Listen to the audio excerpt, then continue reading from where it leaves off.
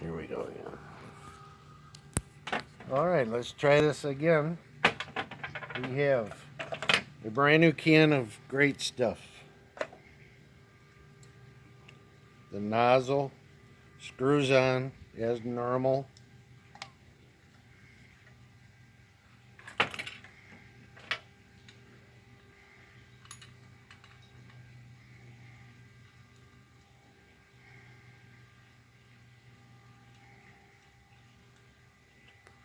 Here's the gun. Great stuff. It won't screw on.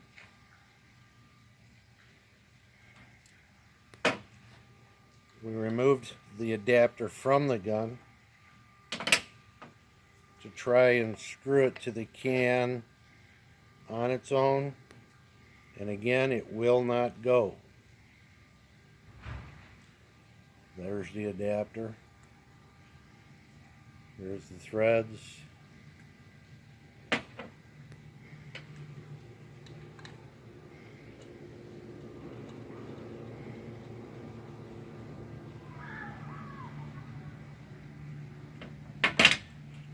Again, the nozzle still works, but it won't work with this.